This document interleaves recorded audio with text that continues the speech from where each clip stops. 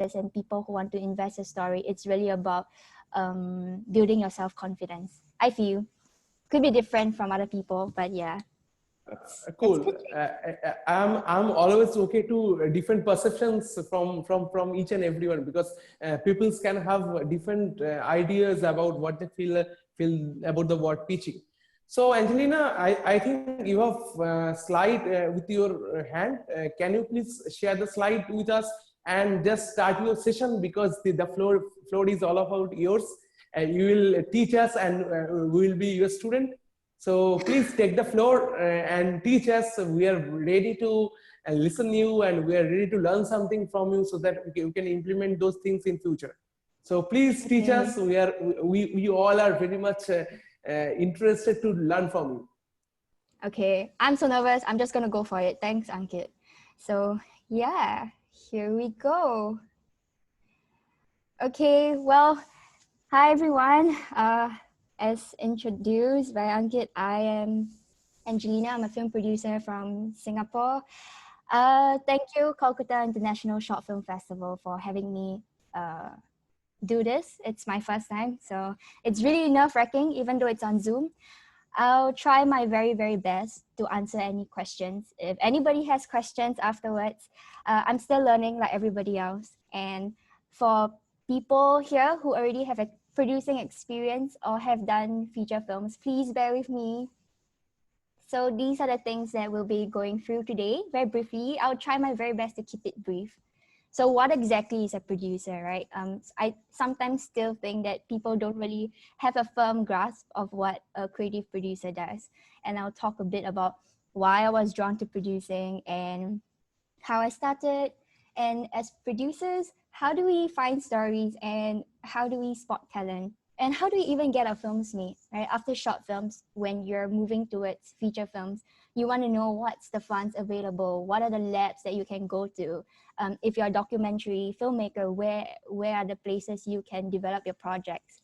And after your film gets made, you have to strategize the distribution circuit. I'll also talk a bit about pitching. What are the different types of pitch decks you have to prepare? There's a pitch deck, there's a business deck, and there's a dossier. And how do we prepare for a pitch? I'll also share a bit about resources that inspire me. And going forward, from short films to feature films, what are the fears I have? What are the dreams I have? And I'll just end off with some final words. So I love this photo. I feel like there's a lot of variations of this photo on the net, but it's really true. At the end of the day, the producer is always the one trying to clean up after everyone's madness. And yeah, my family constantly thinks that I am broke. But this is how I really look like on set. I always look angsty for some reason, and I'm always staring at call sheets. I think at some point, I need a proper behind the scenes photo of myself. So yeah. So who exactly is a film producer? I just want to say I'm speaking from an indie producer's point of view. So if you want a studio producer's path, then I don't think I'm the right person. People always assume that producers are not creative, but you know what? You sure as hell are. You're extremely creatively involved. It depends on what is the type of producer you want to be. If you're happy being a line producer where you just take care of the production itself, it's fine. But for me, after doing that for a while, I wanted to dive into the creative development aspect. So you develop the script with your writer and director. Sometimes they are the same person. For me, my directors are also the writers. You write notes on every draft of the script. You hire the right people and you try to make a family out of them, which is really tough. You plan budgets, you plan the timelines, you attend the location scout because you cannot afford a location manager. Every step of the way, you give your input on what you think. And while everyone else is done working on the film, you're not. You have to strategize the film's release after it's being made. And sometimes you even make your own posters and press kits. You manage a lot of people, like a lot. You try to keep your cool and you try to please everybody, even if it's not possible. So all these things don't just magically appear. It takes the creative brains of someone to do that. So don't let anyone tell you that you're just a doer. And sometimes you're also your own therapist because producing can get very lonely. You will have a lot of demons to face at night, but get help if you need to. Well, mental health is very important, especially when it's someone like you, the producer, who's handling 1,001 things at one go. So by producing, I chose this film still because Amelie is very special to me.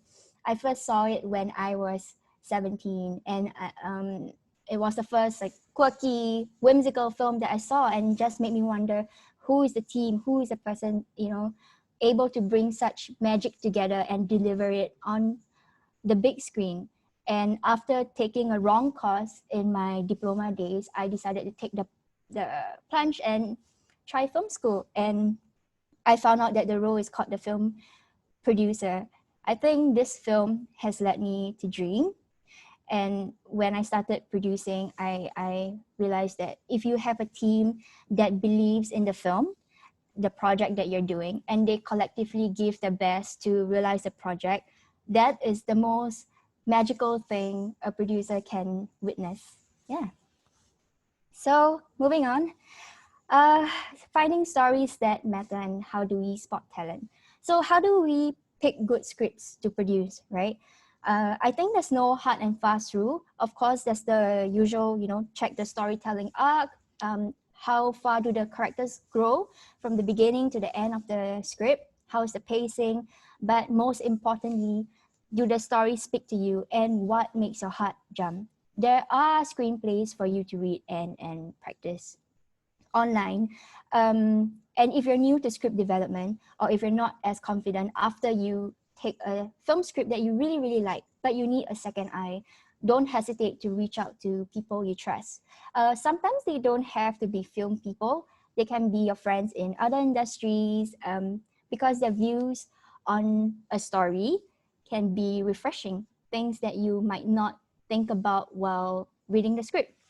And there are small organizations or script doctors around the world, if you look hard enough, that provides script consultancy. So a quick Google search has led me to find one. So they're called Green Grandma Scripts. I think they're free. They're based in India. There are some script doctors in other websites where you have to pay. Yeah, a part of producing is learning how to give constructive story feedback. Honestly, I'm still learning. Sometimes I wish I had a lot more skills to dissect a script properly for my director writers. So if you have any tips, please feel free to enlighten me. Well, yeah, where do we find collaborators? Internet's your best friend. Join forums, watch short films, reach out to the filmmakers of short films that you like. I used to be scared putting myself out there, but a lot of producing is about networking. So when people tell you that, they're not wrong. I used to be really nervous around new people. I get social anxiety, but it's something I told myself to get over if I want to put myself out there and if I want to build bigger projects. It is to show that people can trust you, and it comes from the works that you have done and will begin doing. Spotting talent is also part of the producing job. You have to find out who speaks to you in terms of the stories they want to make and their personalities. And for producers, it is important to find directors you want to continue working closely with. Of course, there are producers who are okay to keep jumping, but for me personally, I want to have a continuous learning journey with the people I collaborate with. And on finding collaborators, empathy is a very important value for me. I think on every film set, sometimes it's hard to get 100% positive energy. So, having the same set of values really helps. And in the key department, the key team needs to have the same vision for the project. And you could be a grip on set, you could be a PA, and I don't care. Every single person is important to me. And I'm always interested to know what drives them and how we can move forward together to realize our filmmaking dreams. A lot of the growth is self-learning. Sometimes when your directors get bigger, you have to be prepared to walk alone. So I was reading in a film blog where the writer was saying, hypothetically speaking, if you work with director A and that director's first film does very well and the studio wants to pick up that second feature film of him or her, but doesn't want you in the picture because they want to own the rights, then it becomes heartbreaking. It becomes tough because sometimes directors don't know how to fight for their producers. But I always feel that, if it's not this film, it could be the next. And if they really treasure you, they will come back and find a way to work with you. Yeah, other than stamina training, making short films is important before you progress to bigger projects, whether it's, TV or long form or feature films, because you have to find out what you want to say to the world. And also making short films helps you or teaches you to capture an audience in a short period of time. So I'll move on to the not so fun stuff. Please bear with me. There are a lot more film funds out there for feature films, not so much short films. But it's always good to take note of what's available. Check back every now and then because the landscape changes rapidly. There are new funds or grants popping out sometimes and old ones being taken down. So for short films, in Southeast Asia, we have the Singapore International Film Festival Sea Shorts grant that funds 8,000 for short films to be made. There is also Ford Foundation's Just Films, where they fund media content that champions maybe social change. For instance, there's a website that constantly updates the list of grants available. That's Film Daily TV. I think you are not new to that. And moving forward to feature films, there's a lot more. Please feel free to screenshot. I don't think I'll have time to go through everything, so I'll just go through briefly. So the biggest one in Asia is Busan International Film Festival's Asian Cinema Fund, which is broken down to 3 main segments: the script fund, the post-production fund, and if you're a documentary filmmaker, there is a ANZ Docu Fund. And in Southeast Asia, we have the Purine Pictures Fund, where they cover production and post-production, but take note, this is only for Southeast Asian applicants. And in Europe, you will realize there's a lot more public money available because of the support in cinema, like art house cinema. So there's the Vision Sudes from Switzerland that covers production, post-production, and documentary.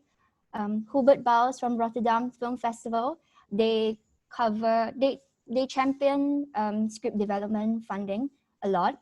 There's also the Minority Co-Production Fund. Please check the regions and whether you're eligible before applying. There's also a post-production fund. So for Hubert Bals, their script fund is broken into 2 categories. One is the Voices segment. The other one is called Bright Future. So one is for first or second time feature filmmakers. The next one is for people who are doing their 3rd film and beyond, and they need some help with writing their scripts. So the other film funds are also this is also competitive to get, as well as things such as the World Cinema Fund from Berlin and Cinéma du Monde from France, which you need a co-producer. If you're a documentary filmmaker, there is the CDOC Fund from Singapore International Film Festival. There is the ITFA Berta Fund as well. There is Sundance Institute, which is very supportive of Asian documentaries, and also CineReach. So on the right, you will see that I put the OFI website. So OFI is like a funds directory where you can check out all the film funds available from around the world and what is the criteria you need to apply. So yeah, check on the application criteria and check on nitty-gritty things, like if you need minimum financing, because sometimes some grants need you to have, say, 10 to 25% of financing in place before you can even ask for their money. And some of them will need a co-producer if you're not from their region and you want to get their money. For instance, Surfund from Norway, Cinéma du Monde from France, World Cinema Fund from Berlin. Yeah, but for going back to short films, a lot of the short film funding is a lot of crowdfunding, a lot of guerrilla producing, a lot of applying for government or regional funds. So check what is available to you. Moving on to film labs and markets. Again, the list for both is endless. And I think maybe within the South Asia region, there could be more, which I'm not aware of. So please feel free to enlighten me if you know of labs in your area that are not here. Again, short film labs, not much. In Singapore, we have one, which is called the Objectives Short Film Incubator. It's a 4-week program, and the rest on this list are for feature films. So some are short 1 to 2 week programs where you meet and network with other filmmakers and create a short films. These two I will point out is the Fly Film Lab, and not Fly Film Lab, sorry, the Fly Rogue Film Leaders Incubator and the Asian Film Academy. These two short film programs are under the Busan Asian Film School in South Korea. And Busan Asian Film School has a few film programs broken into short films, feature film lab, and creative producing academy, which I'll talk about later. There is also the Ata Girl Lab, which is new. I met the organizer from another film producing lab this year. So Ata Girl Lab focuses on female-driven stories or stories by female or non-binary filmmakers. I believe there is a certain ratio in terms of ethnicity or gender to apply, so please check. But I don't think that this is restricted to specific regions. I think it's a global thing where anyone can apply. If you're interested in genre films, if you love making horror films, thriller films, sci-fi, fantasy, whatnot, unorthodox films, Fantastic Film School is for you. It's based in Bucheon, South Korea as well. So it's a 1-week intensive lab where you hear from people who have made genre films. They could be directors, producers, sales agents, distributors, and then it ends off with a pitch of your project. And there are also other labs in Europe, which, for instance, Berlinale Talents, which for some reason is really hard to get in. I feel like you need to have made short films that have traveled to all the big festivals before applying. I got rejected a lot of times. Every year I keep trying. There's also the Rotterdam Lab in Netherlands that is strictly for producers. So around 60 to 70 producers from all over the world will come together to navigate international film financing and distribution path, attending seminars and network with people from other regions. I'm not sure how next year's edition is going to be like, but and it's also going to be online. I'll be attending, but the format is will be slightly different and less extensive. And do take note, you have to be nominated by the film council in your country. So just drop them a mail to indicate your interest. Yeah. There is also the Sundance Institute Creative Producing Lab. For those of you who are based in America, feel free to apply. There is also the Nantes Produit Sud from France, but they also have umbrella programs in some parts of Asia. So next year, they are doing their first Art House Kolkata workshop in partnership with the Art House Asia Film Festival. So please check it out if you're eligible.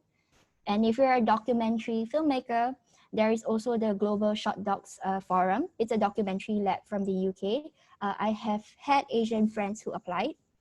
And there's also the Asia Doc Lab, organized by Indonesia's Film Forum, Documenter, and Docmonde France, which I also attended, but it's for Southeast Asian filmmakers.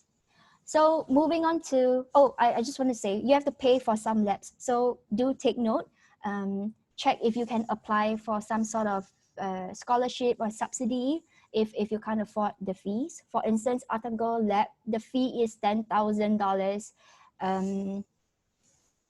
Australian dollars, and it's really a hefty sum. It covers a team of 2, flights, lab materials, festival accreditation, so on and so forth. So just take note before applying.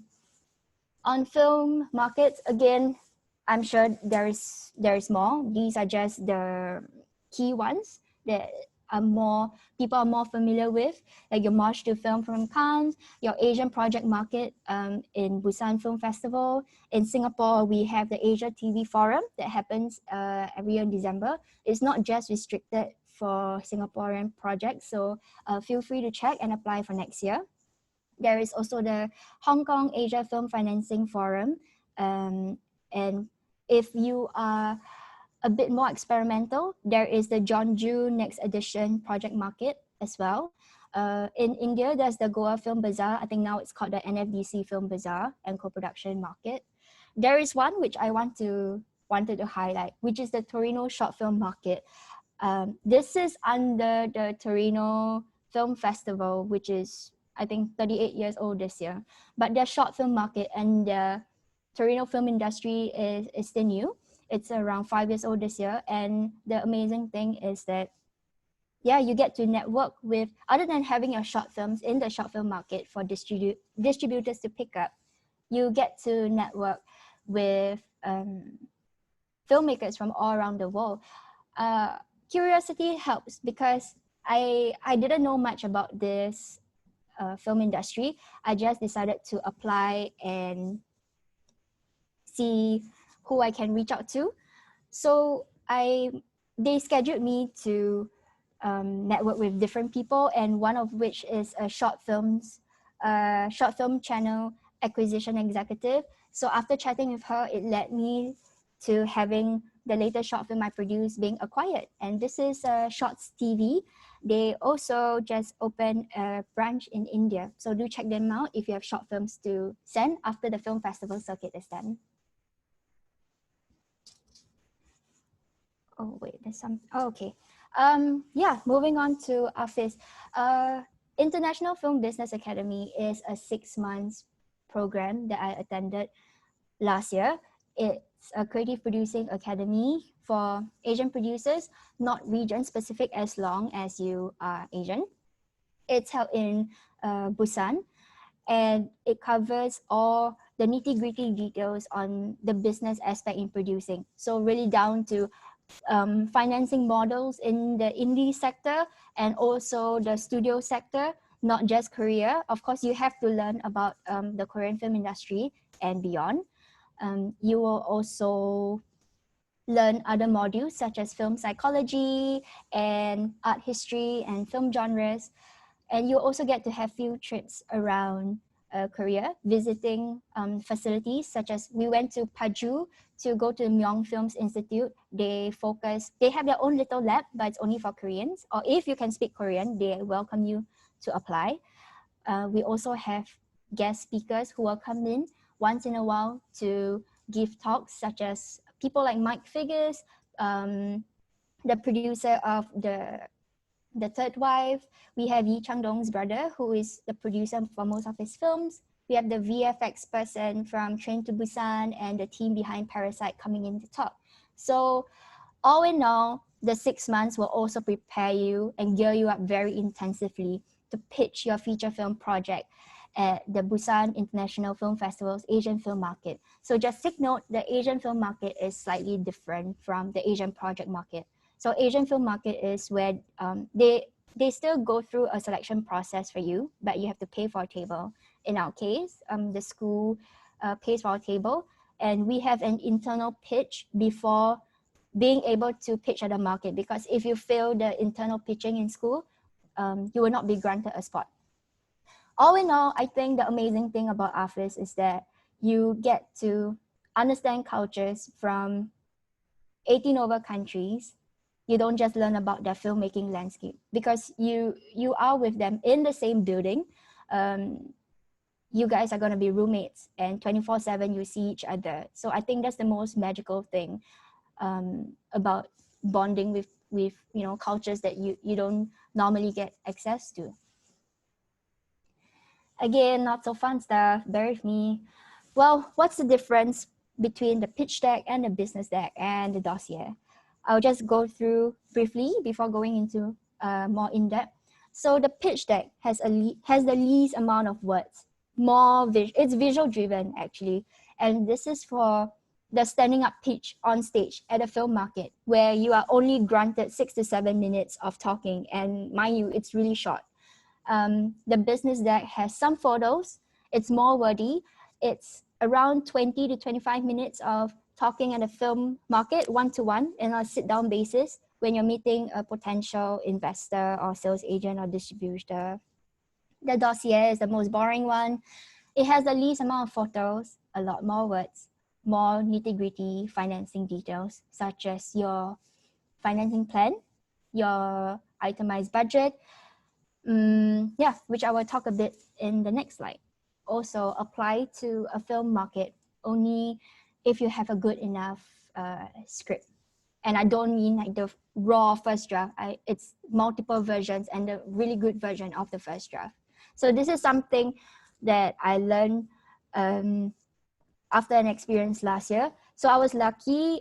My director was pitching a genre film project and it got selected for the Bifan It Project Market in Bucheon International Fantastic Film Festival. And when we flew there, we were like babies because it was our first market and we didn't know what to expect. And while the concept of the film is compelling, it's great because our film had a creature in it. So people sitting down opposite us were curious to know how the creature looks like, for instance. And then we didn't have sketches to show them. And then realized, oh, we don't have a script to show them as well. So, but all in all, it was a good experience. I'm very thankful that, he brought me along for the market so that we know moving forward, what are the steps we should take to work on this feature film, and also what are the things we have to take note of if we were to apply for the next market. This is a rough example of how a dossier looks like. It's very boring. It's very wordy. Usually you will have your fact sheet page at the first page that covers overall details of your project, such as, how long is the film going to be? What's the title? And if the title is not in English, what is the original title? What are the countries involved? And what's the format? And what's the target audience? What are your contact details? And then the next page onwards dives into the deeper details of your feature film project. You have to include the logline. Please keep your logline 30 words and below. Include a one-page synopsis and a treatment of your project, usually 8 to 10 pages. Usually people will say a full feature film treatment is usually 40 pages. But honestly, I think that, studio executives or other co-producers won't have time to read such a long treatment. I think they'll just read the treatment and read your script straight away. The director's intention is very important. After your director writes out, what's his vision for the project, what is his personal investment in the story, please vet it. Make sure because different markets or different film labs, you have to sort of curate your application dossier carefully. There is no one size fits all, unfortunately. I think things that you can copy and paste are only things like the mood board or production schedule. So every time you write your director writes the director's statement, please check if it makes sense. And also for yourself, check if your producer's statement makes sense.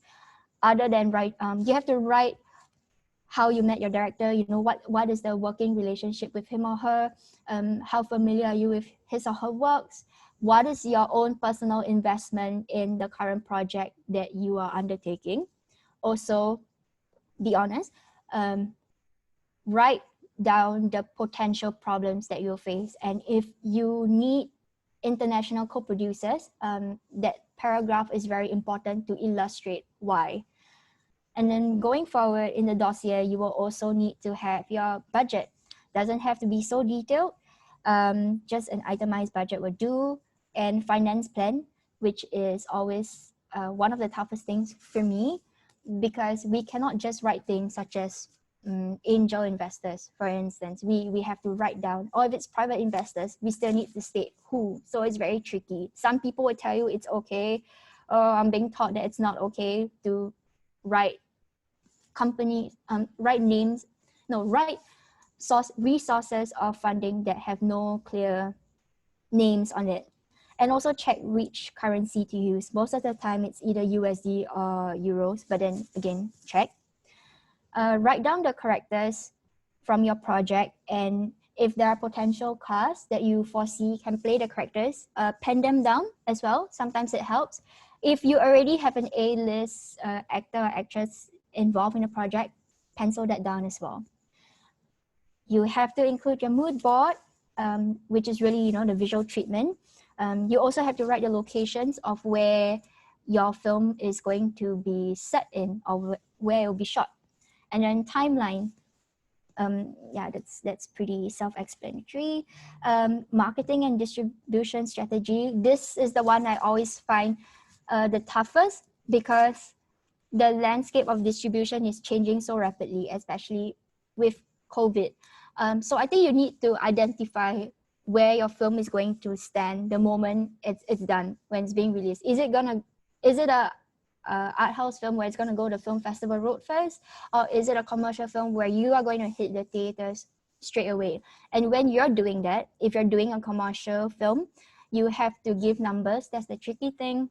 You have to study territories, you have to study box office figures, which is a lot of work. So try and get a senior producer to help vet it for you, and do your research. Yeah. And you have to include your key crew profiles, company profile if you have a company, and last but not least, your director's passwords. This is an example of a biz deck. Again, it's not the best. This one is from mine at Office. It's like a scaled down version from the dossier with more visuals to accompany the text. This is for a sit down basis. So you use visuals to accompany the mood and tone of your film, and try and illustrate the feeling that you're going for and the intention of the film.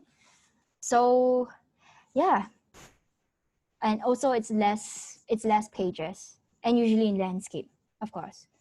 And finally, the pitch deck, the least amount of text, and don't crowd the slides with too much photos. I think I've attended pitching sessions where people pitch with a collage of images, and it's very, very distracting. Don't put an entire collage per page, because there'll be a panel of judges, and there'll be a public audience who will be in the room listening to you.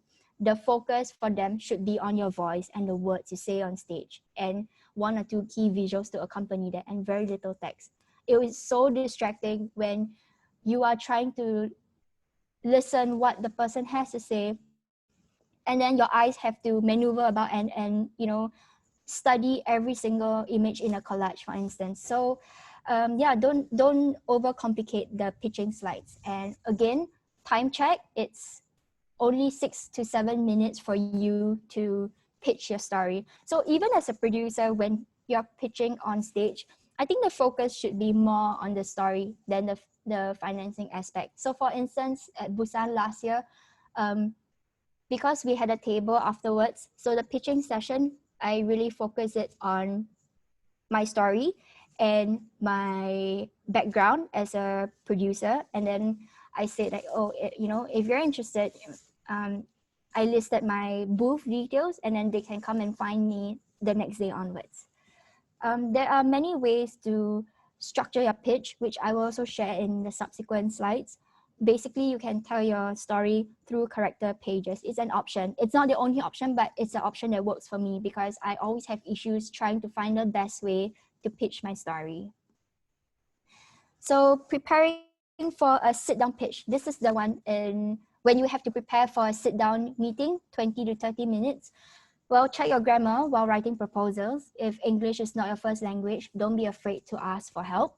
Be very, very clear of your story. No one's clear about it than you and your director. And be open to opinions and feedback. It doesn't mean you have to take them, but sometimes we can be very precious about our stories, and being defensive is a turn off for the person who's listening right opposite you, who who could be interested in your story, and then hearing you being defensive is a turn off for them. You should keep practicing out loud if talking is not your thing, like myself, even for table pitch, not just stage pitch. I have to write down my key pointers. I have to write down notes and continuously practice in front of my photo booth or the mirror, because talking to new people gives me the jitters. And you as a producer, you need to know what you want out of the meeting, and you have to say it. Don't leave it hanging. It's not sexy. It's not cool. You have to tell the person if you're looking for a co-producer. Are you looking for cast? Are you looking for a distributor or a sales agent? You have to say it at the end of the meeting. And do your homework on the person who is listening to you. Just a quick search and check their slate of films that they have supported in the last 5 years. Sometimes the presence of the person opposite you could be really overwhelming, or you can't tell if he or she is interested. When you're in doubt or when you're nervous, be passionate, because passionate people are infectious. And remember to follow up after every meeting through email. And because these people attend film markets every year, they will most likely forget who you are. It's no harm just dropping a hi. So this is not the only way to structure your pitch script. This is what works for me, and this is for the 6 to 7 minutes standing up version. So I've broken it down to 7 key points. I usually start by introducing myself. What's the type and genre of the project? Is it a fictional drama? Is it a hybrid documentary? Is it a thriller? And state your title. You can begin with a hook or a question, or if not, you can always start your story by introducing your main characters. You can choose 3 main key points in your story, and please remember to review the ending. Cliffhangers are not cool. The 3 main points can be taken from your synopsis, or you can summarize Act 1, Act 2, Act 3 into 2 sentences each. Again, check the time. And I think you should state the setting of the film, which country it's set in, or if it's a dystopian film, describe the setting. Use descriptive words. Is it present day? Is it a period film? People want to know. And what is the theme of the film? What is the message? So when I say theme, I don't mean one word answers like bravery or poverty or love, courage. It has to be a phrase of words strung together that questions what exactly you want to tell in the story. What are you questioning in your film? And also, you as a producer, what's your personal investment? So if you still have time, just 1 or 2 quick sentences on the visual language. You can even talk about, say, how the colors are going to be. Is it going to be warm, muted? Is it pastel colors? Is it vibrant, quirky, like a Wes Anderson film, for instance? You can even talk about the cinematography style, right? Is it voyeuristic? Is it a lot of close-up shots, and why? So just very quick sentences if you have time. It's also important to state the current status of the project. Right now, is your project in early development, or you already have a first draft? And do you have investors already? And what is your experience as a producer? If you're a first-time producer, be honest, just say it, rather than people asking you questions afterwards and you're stumped. And also, again, end off by stating who you're looking for at the market or a lab. Are you looking for co-producers, sales agents, consultants, for instance? So these points took me months of practice last year. It wasn't easy because I'm not used to speaking in front of an audience. So I had to train myself to segment it into different parts. So for points number 1 to 3, I gave myself 3 minutes because the story aspect is always the most important in a stand-up pitch. Points 4 to 5, I give myself 2 minutes.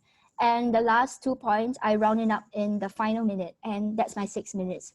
I usually try not to hit 7 because when I get nervous, I might slow down on stage, and then I might forget some stuff. So I need some buffer time to recollect my thoughts. Yeah, and I write my pitch. I really need to write a pitch script because that's how it works for me. I think if you're someone who is very natural in speaking, and then great, just write key pointers and you're good to go. So what happens after your short film gets made? I always work closely with my directors because I don't want it to just be a producer's work. I always feel that my directors have to care about where their films are going to be seen. And either way, at every point in the journey of making the film, the director and producer must constantly communicate. So I have a table. It's a very simple table for my film to jot down the film festivals that I want to submit it to. And details of each festival, like what's the price, when's the opening date, what's the deadline, and what's the status of submission, and how what are the things we need to prepare for. If you have a bit more money, you can pay festival, they call them festival doctors or distributors such as Lights On from Italy, who will take care of your short film festivals route. I think they cost about 800 euros, which is really pricey. Some people make short films for that amount. So they're also very competitive. They only take on, I think, 10 to 12 films a year. So it's very competitive and also expensive. Only if you can afford, and if you're new and you feel like you need to entrust your film to someone with more experience, then go ahead and do that. There are also distribution grants for short films. Maybe there are some in your region. And for in our case, in Southeast Asia, there is the Momo. It's new. It started this year. It's called the Momo Film Co. Together with C47 distribution grant. C47 investment is from South Korea. They give out 800 Sing dollars to 5 short films to take care of their film festival submission fees. And but this is only for Southeast Asian films. So if your film festival route is done, or if it's not so successful and you still want your films to be seen in a platform, and you should, there are also short film acquisition platforms such as Filmdo, Cinema World. There's also Vidzi, but Vidzi doesn't pay, and Shots TV, where I send my short film to, and they pay a small amount based on the number of minutes on the film and also the regions that they're targeting. So it's also very interesting because then reading contracts comes in, and that's your job as a producer. You have to read contracts. So that was a good practice. I haven't tried selling to airlines, but I do know that there are certain airlines that will curate their own country's short films. So if you have the contact, just don't be afraid and reach out. Yeah, and always update the festival checklist. It's important. Okay, I'm almost reaching the end. So yeah, these are some resources that inspire my producing journey. It can be really tough, and sometimes you just, when you feel like there's no one to talk to, you read blogs, you read books, you listen to people talking about their film producing fears, woes, and what keeps them motivated to continue even in this climate. So a blog that I really, really love very much is dearproducer.com. So Dear Producer is by Rebecca Green. She's an American indie producer, and she is someone who actively gathers together young producers from all around the world and share their experiences, whether it's self-distributing their first feature, or how has COVID changed filmmaking for them, and if they are fresh grad, or if they have no experience and they suddenly are tasked to make an indie feature film, and then it does well. She curates all these experiences, and it's a very intimate conversation with the people that she interviews. So please take a look. I really love Dear Producer. Stefan Follows is no stranger. He's been writing a lot of indie film producing stuff. And books. I love Kristen Vachon's books. When I was in film school, a director I worked with gave me her very first book. So it's called A Killer Life. It's like a Bible. In fact, both of her books are like Bibles to me, producing Bibles, because she details down all the sacrifices she has to make while building up her company, Killer Films, and starting from nothing. And she is the producer of Boys Don't Cry, films like Carol, Velvet Goldmine, Far From Heaven, and the most recent Dark Waters. And she is very witty. She can also be very she gets straight to the point, but it's a very witty and endearing book. There's also Ted Hope's Hope for Film, which I also bought. You can just find it on Amazon. He works with Ang Lee a lot. And because he started as an indie producer, moving forward, he details his journey moving from indie film producing to studio producing, and threading the lines between them, and how to balance the director's vision as well as what's practical for the film. As a producer, a lot of the resources also, you have to find them yourself. I think it's important to understand the businessy parts. I'm also still learning, so I bought the business and legal handbook. There's also a distribution or film financing dictionary. There's actually such a thing.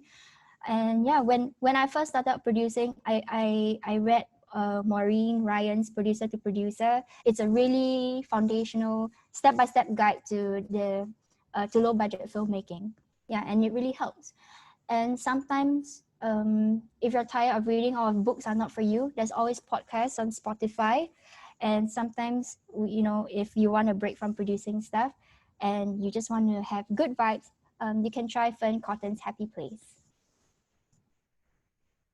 So moving from short films to feature films, I'm still learning. And one thing I constantly remind myself is to never rush. If your director is not ready, you are not going to be ready as a producer. And even if you assume you confidently make that first feature film, when things are neither here nor there and the film does shit, right? That's it for you. You can say goodbye to the other projects in your pipeline, and your director will probably hide in a hole, because asking for monetary or in-kind support for the second feature onwards is going to be really tough. And then they might just disappear from the face of filmmaking. And you, as a producer, you're going to feel like everything you've done is not worth it. It's really going to be more than 5 years trying to develop the first feature film, unless you're really, really lucky, unless you have the gift and a studio comes and pick it up straight away and gives you $2 million to make that film, then good for you. But if you're on the indie filmmaking path like me, it's going to be tough. It's going to be more than 5 years. It's almost like a marriage without a certificate. So make sure you like your directors enough. Make sure they like you. You have to create your own opportunities, and you have to own them. After working on several short films, you will want to start thinking about your producing career down the line. What are the steps you have to take in order to achieve the bigger goal of making feature films? Or if you just want to stick to, you know, long form or TV, that's fine if that's why you want to jump. Or maybe you want to jump straight to documentary because that's your calling. That's also fine too. Either way, you will want to think of the different milestones you have to hit. And it could really mean just sitting your directors down, checking in on how both of you can strategize what projects you can undertake together, what stories you can tell, which is a long journey. It will take many years. A director I worked with once told me this: your producer is your comrade, which is true. You need to have each other's back. Both of you have to be willing to sit down, go back to the drawing board, and brainstorm together on how to move forward when things are not going right. Please don't problem solve alone. And going into a feature film means the director needs to have a solid body of short films first. It is to show potential investors the capability of realizing a feature film is there. And of course, there's the whole, but if you never try and then you never know. I say, think very carefully on a feature film context, because the stakes are higher for you you as someone who is personally invested in the story right from the get-go. And when you are experienced enough, you have to have the courage to say no. Learning how to say no is not because the project sucks, or maybe the project could suck, but it could also mean that maybe you don't feel you're the right person for the project. Recently, yeah, I had to say no a few times, and sometimes it's really it's kind of a crappy feeling, especially if the person's your friend. But when I say no, it's not because I don't think the project is it doesn't necessarily mean the project is bad. It could just be capabilities matching, or personalities. Maybe I don't suit that working with the director, or I don't feel as personally invested in the story and think it deserves to be produced by someone else who's more suitable. But when you reject someone, be very tactful, because we are all trying to tell our stories here. There is a certain vulnerability when someone comes up to you and pitch something personal, something that means a lot to them. It means that they trust you. So really, it doesn't kill to speak kindly. So on ending notes, I have producer friends who are way more experienced than I am, beyond their first feature films, and their drive in indie filmmaking inspires me to keep pushing, even in this climate. Learning how to work with little resources, challenging myself to hone my craft as a creative producer, and I am still learning. Every film I produce is a tiny footprint in my journey, and with each film I make, I hope it enlightens someone in another part of the world. Sometimes when a stranger sends you a text about your film, hearing what they have to say can be heartening, and knowing what a fresh eye thinks about the art that you put out there, it's a kind of validation. And you have to care about what you produce, not only because it's a lot of years of work, but a lot of your heart is gonna go into it. So don't be afraid to say no to stories that you don't believe in, and no one believes in your film as much as you. When you're asking for help, whether it's financing or crew collaboration, that passion and fire is going to show. So if producing is such a thankless career, why the hell do we still produce? And I sometimes, yeah, I just wonder what all of you think. For me, I'm determined to keep producing because there are stories I want to tell, stories I believe in, directors whose works I love and continuously want to be part of their journey. As a producer, I think it's a humbling feeling to be at the back end, and watch the entire magic of filmmaking unfold before your very eyes. Don't forget, as a producer, you are important in every single aspect of the filmmaking journey. Each time you feel like you're not good enough or you're stuck, look back at the producer statement you've written for each project and ask yourself, what got you to pick this up in the first place? And I do that when I feel down. You're going to feel down quite a couple of times. We are going to have those days or nights as a producer questioning our self-worth or whether what we're doing is right. And if things are not progressing, sometimes we are wondering if we're failing the directors we work with. There's a lot of anxiety that goes behind producing. It doesn't mean it's not meaningful. And family members will just keep questioning, how long can you sustain yourself? But taking time to reflect is a constant reminder that I have to keep fighting for the stories that I believe in.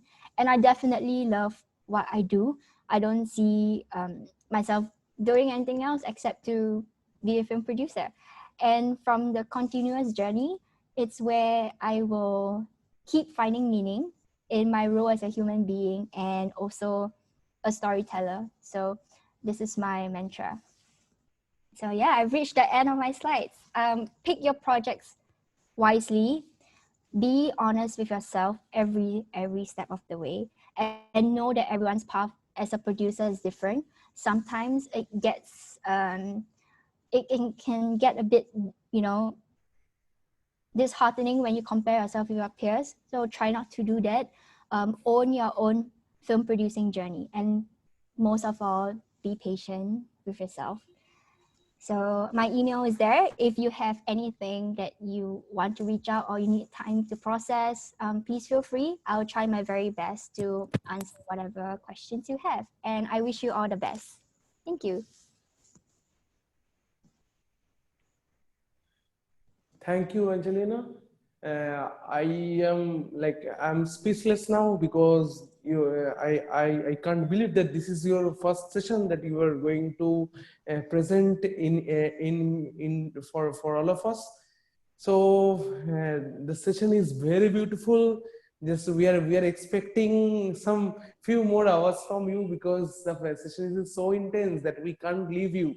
But as we all know, the time flows, and I think, yeah, you need to go for another session of where you were going as a student.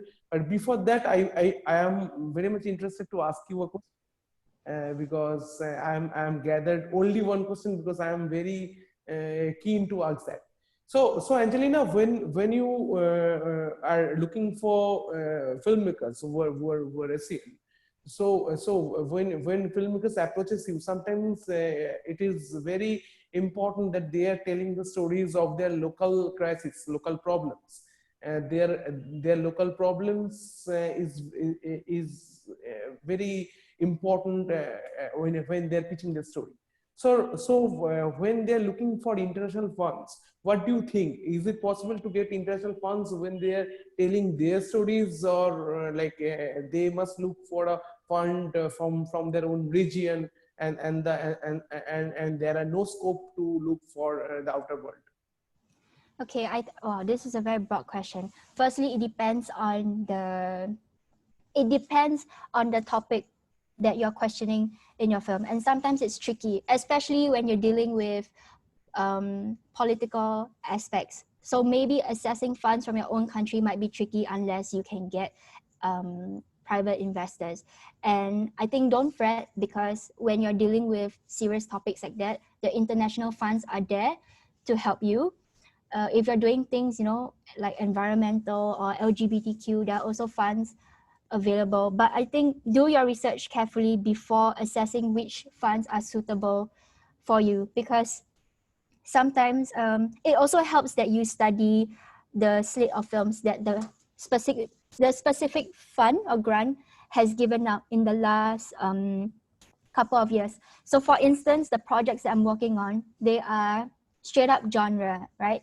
And there's an underlying message of maybe say environmental issues, for instance, but it's not the big bulk of the project. And then straight away I know my project will not be suitable for Hubert Bowles, for instance, because if you look carefully, Hubert Bowles has a certain type of issues that they look for. Usually, it's the social awareness and the social political landscapes in different countries. And most of the time, if your film doesn't fit that sort of style, I don't like the word style, but if your project doesn't fit that style, it's kind of hard to get that funds. Then you have to access the more commercial markets or bigger markets where you can get grants from. For instance, the Hong Kong Asia Film Financing Forum, they're a bit more open, and maybe some funds can also be open to something more experimental. So it really depends. It depends on how your serious topics in your film are going to be played out in the film, and in the tone and the mood. And I think most importantly, before anything, study very carefully on the films that they support. And if let's say your film is set in India, check what Indian films they have supported in the last couple of years, and if any of the style fits. If you're doing a sci-fi project, for instance, and there's no sci-fi project in the last few years, look for other avenues. Yeah, it's always tough. It's a good question. It's always tough. I think I'm also struggling. But after reading some film funds out there, you will realize where your project stands, and if there's not so much help, public money, for instance, available, then look for other areas of financing. Yeah. Thank you, Angelina. I think we are exceeding our time. Just we want to have a good look to the comments. If you can read the comments, if you wish, so that you can answer. Sure. Hi, Arifa. Hi, Angelina. Hi. Hey, Ankit. Actually, you know, me and Angelina, we studied together at Asian Film Academy and Film School, Busan. So I'm so excited, and so many young filmmakers from Bangladesh also joined today. So I was super greedy to be here also. So I was quiet and just listened what Angelina present, and it was tremendous. Thank you so much. Thank you. Thank you, Arifa. Arif is a very experienced producer, so you can reach out to him if you have questions or so. Okay, I'll just quickly answer before we end the session. Is there any specific format for pitching? No specific rules. Streamline. Okay. I think as mentioned in my slides story, what is the theme of your project? Again, just remember it's not a one-word answer. It's a string of words put together, and you know what is being questioned in your film. What else? What else did I say?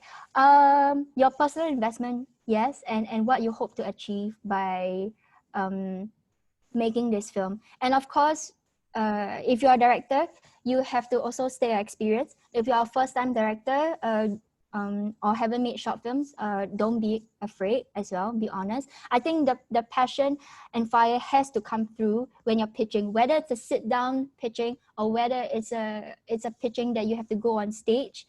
You have to really believe in your story, and things will come very naturally for you.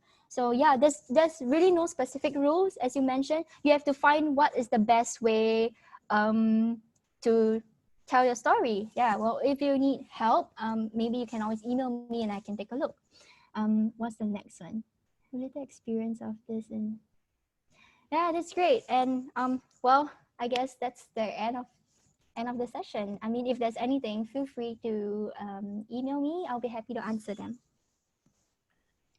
So I'm just transferring this session to my festival director Shubhankar Majumdar, and thank you all for your presence. Thank you, Angelina, for all of the support that you have given to us, to our friends who are very much interested to begin their career as a producer, who are very interested to know more. So thanks a lot, Angelina. Thanks a lot, Arifu. Thanks a lot to all of my friends who are present in these sessions, in this masterclass. I am transferring to Shubhankar Majumdar, my festival director, and will ask him to say something about this class and wrap up this whole session. Thank you. Yeah, thanks, Ankit. Thank you, everyone, for attending. Thank you, Angelina, for the best sessions for the masterclass for today and giving your time for the session. And thank you, Ankit, for organizing the whole thing. And I thank all the participants here. Thank you for joining this masterclass. This is the very first year of the first edition of Calcutta International Short Film Festivals, which we are trying to celebrate short films at the same time have an option to learn. So we have already started. The ball started with this masterclass, and the films will be screened on the 18th, 19th, and 20th. So we request you all to visit our website ifs.india.org. So and witness the selections of films and enjoy the films. And I'm sure we are already getting ready for the year 2021, the next edition. And I'm sure that the next edition we will have another masterclass from Angelina on more other subject and some other people also, because we are really interested to help the filmmakers who are mostly interested in short length filmmaking to calibrate their own skills, and which will improve their performance and the storytelling basically. So thank you all. I'm taking the leave to you. And thank you for joining. Thank you, Angelina. And Thank see you all. Thank you, Bye-bye. everyone. Bye. Have a great evening. Thank you Bye. all. Thank you all. Bye-bye. Bye-bye, Angelina. Bye-bye. Bye. Take care.